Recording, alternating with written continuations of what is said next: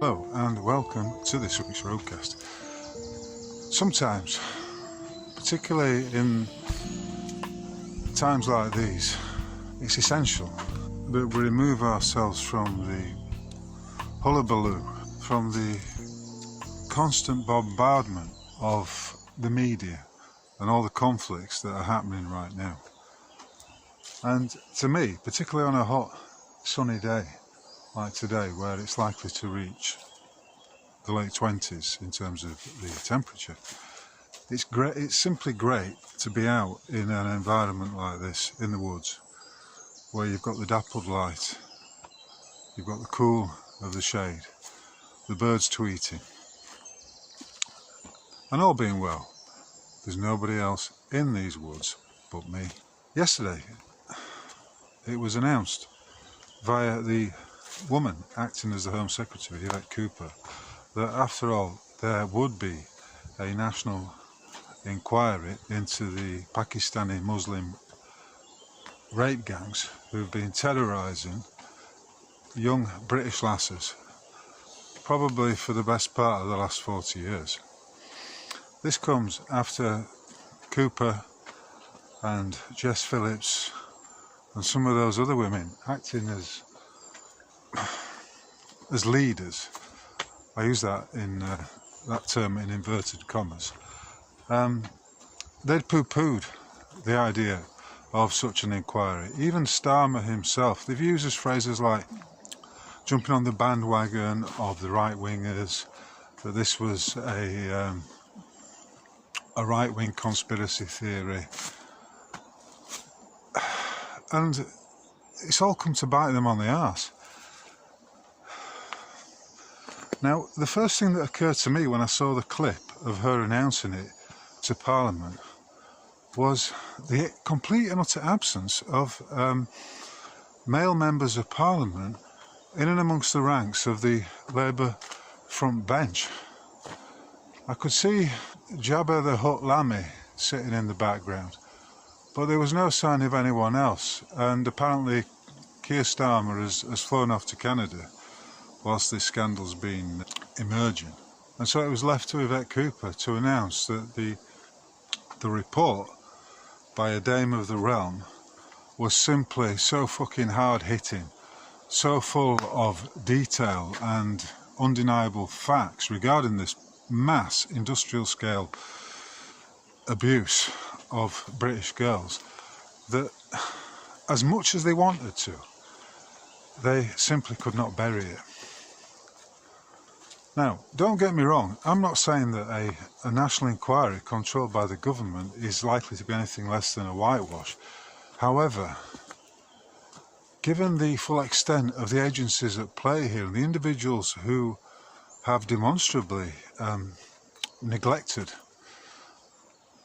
the victims, I mean, some of these victims received criminal records as a consequence of the police trying to get them to shut up because the police did not wish to appear racist. Well, it's beyond my comprehension. In fact, the thing is, they've tried to cover it up, and anyway, there's no longer the option to do that.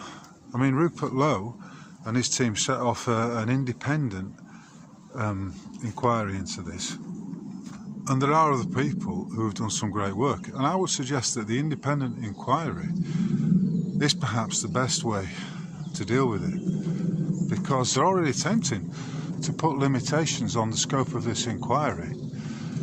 And the most manifest example of that would be the fact that the various councils that are involved, you know, we've only got to think of Rochdale, Rotherham, Telford, Huddersfield, etc. Some of those council officials are embroiled in this systemic industrial scale sexual abuse of British girls. So how can they refer themselves? If you've committed a crime, chances are you're going to want to cover it up. If you've been negligent in your public responsibilities, if you've been committing misfeasance in public office, you are not going to refer yourself to any fucking inquiry that's going to dig into that, that's going to examine exactly what your role was. It stands to reason that that is the case. So that's the position we're in, you know. And I noticed, I mean, I don't like to talk about people's the appearance of their avatar, but I have mentioned her before, and it's incumbent upon me to reference her again, because she is the self-titled Minister for the Safeguarding of Women and Girls. Her name is Jess Phillips, and she was sat there yesterday on the front bench, and as I say, my heart, well, it's probably an exaggeration to say my heart sank when I saw that front bench, but my initial reaction was, it's a farce, it's nothing but a pantomime. Why would there be so many women sitting on the front benches of the Labour government? And then it pans out a bit, and you see all the ethnic minorities in there, and a particularly odious creature called Naz Shah was spouting on some nonsense about how the majority of the Muslim communities across Britain, like she could fucking speak for them, are as keen as anyone to see that justice is done. I mean, she's embroiled in these scandals up to her fucking neck, as is Jess Phillips. If they had any ounce of integrity, these people would resign. They'd go back to the fucking kitchen. Another example of what I'm talking about with these women being out of their depth was a minister for the Treasury was being interviewed on LBC about the investment in the infrastructure. In other words, there's billions of pounds being invested. I mean, it's a private-public initiative, which maybe tells you all that you need to know about it. Someone's going to make a lot of money from it. Monies are being invested to develop and improve some of the existing road structure with specific reference to bridges. She was talking, the interviewer was trying to get her to explain about this bridge near the Dartford Tunnel. I think it was some sort of crossing is going to be built, but she couldn't even fucking say where the bridge was going to begin and where it was going to end, let alone how much it was going to cost. She was absolutely hopeless, and you watch it and you think, what the fuck are you doing, love? How did you get to this job? The same could be said of that Rachel Reeves, Rachel from Accounts, who is poncing about pretending to be the Chancellor of the Exchequer. It's absolutely fucking crazy. And if you believe that any of these individuals are capable of sorting out these decades of fucking cover-up of police, social services, of counsellors, hiding, covering up and allowing fucking child rapists, Pakistani Muslim child rapists, to get away with their crimes. And of course we've got the judiciary, who have also issued fucking lenient sentences, particularly in comparison to some of those sentences which were bestowed upon the native population of Britain. They get off lightly because of the colour of their skin. And I think the people have had enough. I can't fucking see any way out of this right now, and I think that's why they've had to agree to an inquiry, because they're fucking scared, and they should be scared. The people are rising up. Look at what's happening in Ireland. The state of Ballymena. Talk now of the Republican Army becoming resurgent.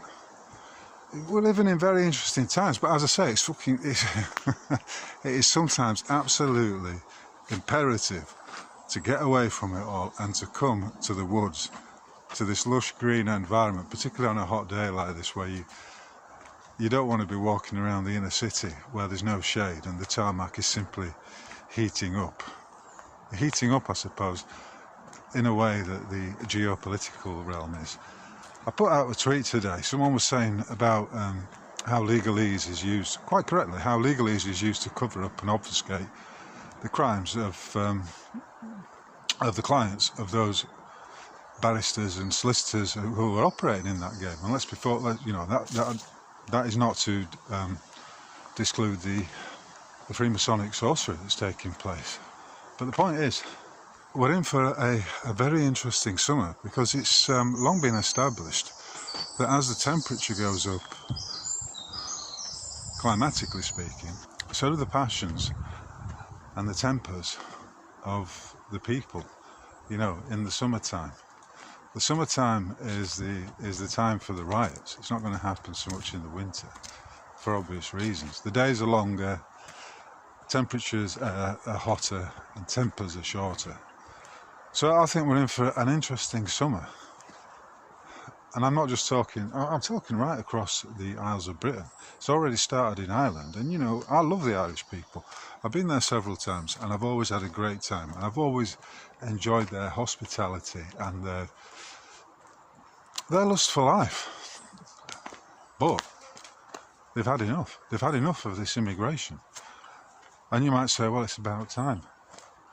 What they've done is they've taken advantage of the assimilationist nature of the British people. Well, not just the British people, but all the European peoples.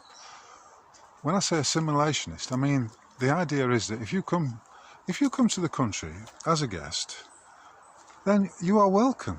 But you've got to accept that there's a certain way of doing things, there is a certain way of behaving yourself, and that you come under the jurisdiction of the common law, of the ancient laws of these lands, which can be summarised, as I've said many times, as being do unto others as you would have them do unto you.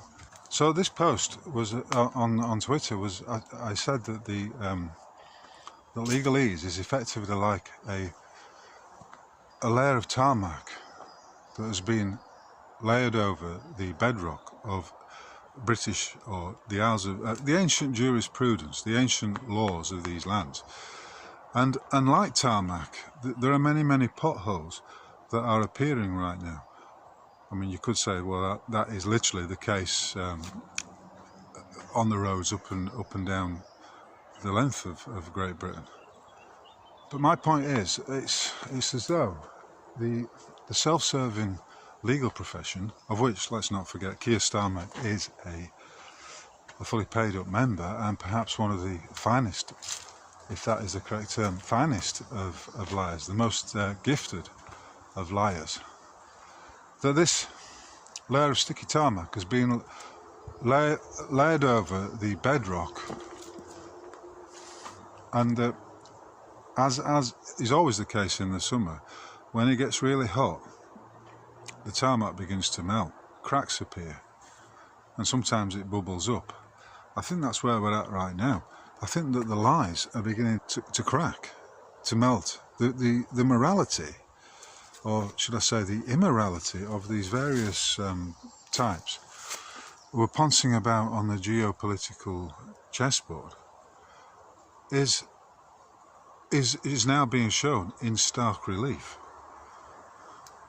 I mean, Starmer, Jess Phillips, Yvette Cooper, and one or two others have all fucking said that there's a right-wing presence in Britain, when we're talking really just about people who are right in the sense that they are correct, that this country has been taken advantage of by the unfettered masses of immigration that have been allowed to happen over the last 20 years. And then we've got the likes of Nigel fucking Farage, another banker, lest we forget, who has stated that there's nothing we can do about these illegal immigrants because it's just so huge and we have to look to ways of integrating them. I say no, fuck that. Where there's a will, there's a way, and mass repatriation is going to happen. There's no doubt about it.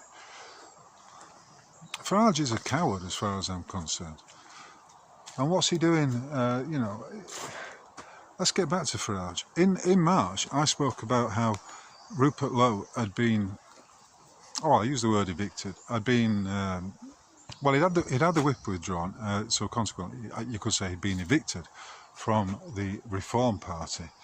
And Zia Yusuf, the Mohammedan chair, I think he's the chairman of Reform, and Farage cooked up a series of lies about Rupert Lowe, alleging that he'd been bullying. Now, to make dishonest statements like that and to rely upon them and to report Rupert Lowe to the police is not only an act of treachery, but it's also fundamentally and demonstrably an attempt to pervert the course of justice.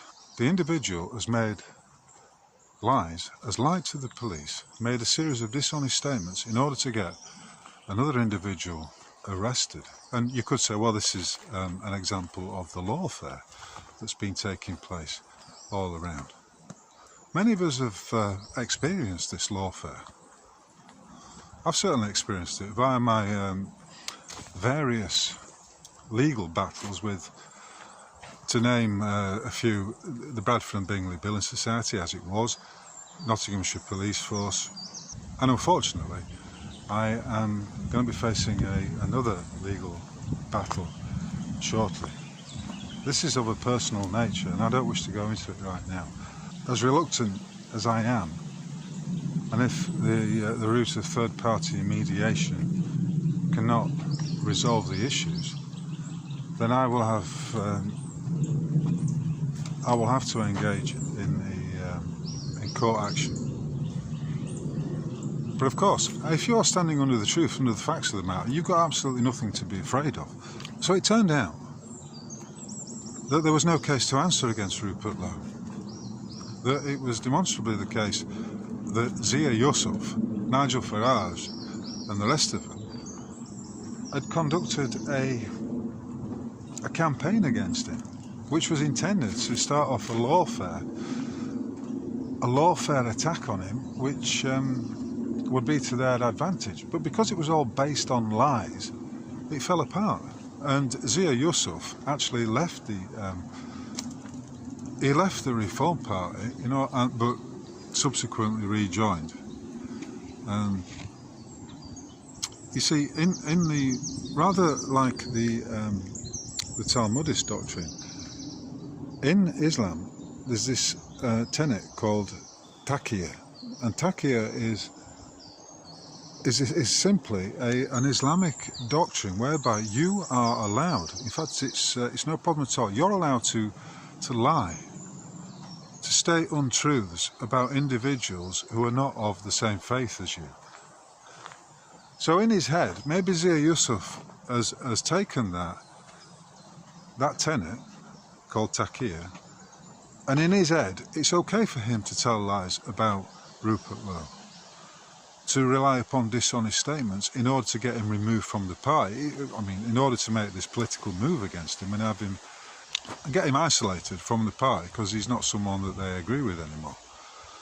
So in his head, in Zia Yusuf's head, what he's done is fine. It's morally appropriate, it's absolutely fine. However, it's not fine under British jurisprudence, under the common law. Do unto others as you would have them do unto you. I'm stating this now, and I pretty much guarantee that no follower of the Mohammedan faith will understand what I'm talking about. Is it because they're being brainwashed? Is it because they fundamentally have lower levels of intelligence and they don't fucking get it, they never will get it? I don't know. But I'm guaranteeing that it's this disconnect, and this is why, bar a few examples, no immigrant, whether he's got the required level of IQ or whether he's a good fellow, not one of them will truly be able to grasp the law. Do unto others as you would have them do unto you. The golden rule. It's beyond their ken. And in any event, just like the Judaic followers, the Judaic population, the followers of the Talmud, they're not here to integrate. They're here for economic reasons, or they're here for a political reason. In other words, to take over the Isles of Britain, to take over its governance and introduce Sharia law. Is it going to happen? Is it going to happen? It's not going to happen. It's impossible for it to occur. But in the meantime, we have to deal with the fallout of this mass unfettered immigration. And it's all bubbling up right now. And that's why I suggest that we're in for a very interesting summer. A summer of unrest, perhaps, on the geopolitical realm. I don't know if Starmer and any of that coterie of females who sit on the front bench of the Labour government are going to survive this. I don't really see how much longer Starmer can stay in his position. Something's got to fucking give. In fact, as I say, if we go back to this analogy of the the tarmac being layered over the bedrock of British jurisprudence, and how it cracks up in the summertime. There's potholes everywhere, and it's all splitting and melting. You see, the immorality of these individuals is akin to the tarmac that is melting under the harsh glare of the sun.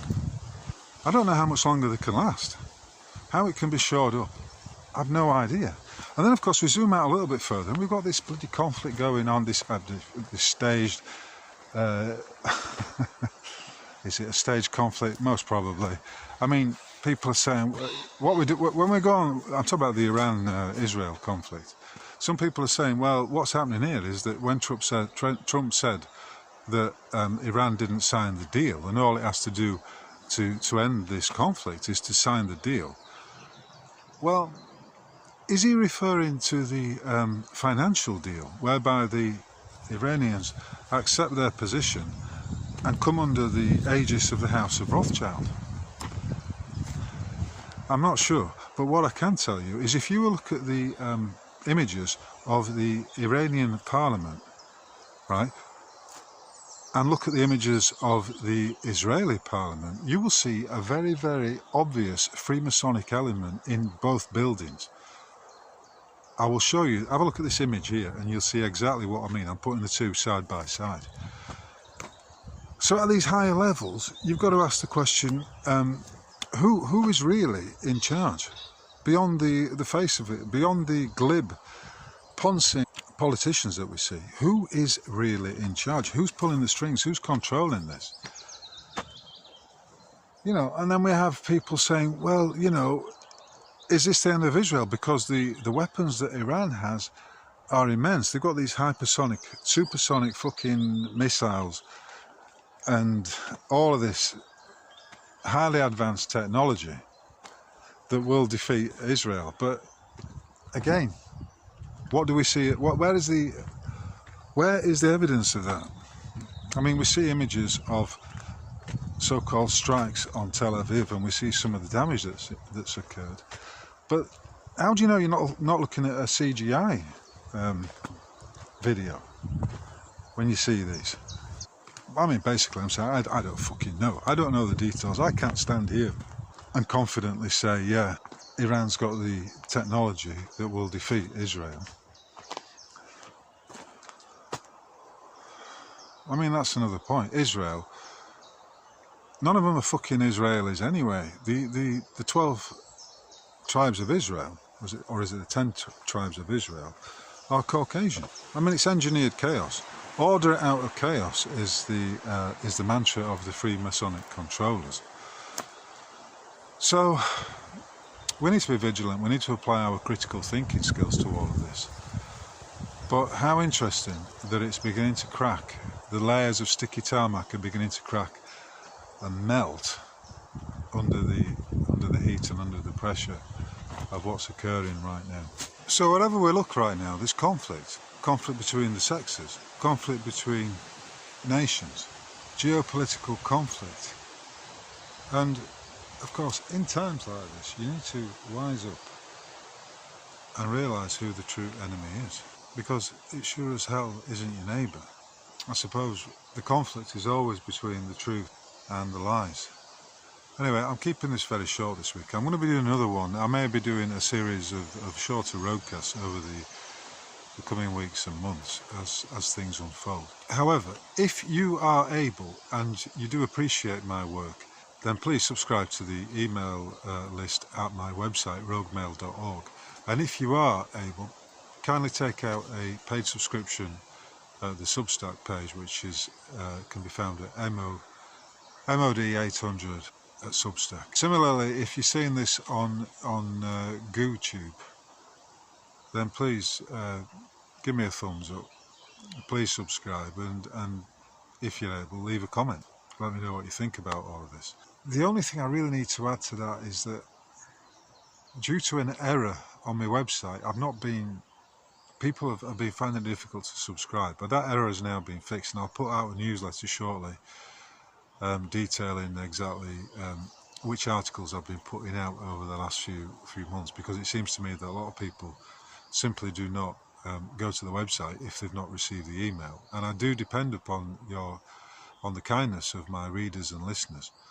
So if you are able and you are in a position to assist me, please chuck a few quid into the coffee pot via the Buy Me a Coffee button, which is linked below. And on that note, from the dappled, lush, green Sherwood Forest, some 7 miles north of Nottingham, I wish you a fond farewell, and I will say, as always, I'll catch you on the flip side. Have a splendid day, and thanks for listening. Cheers.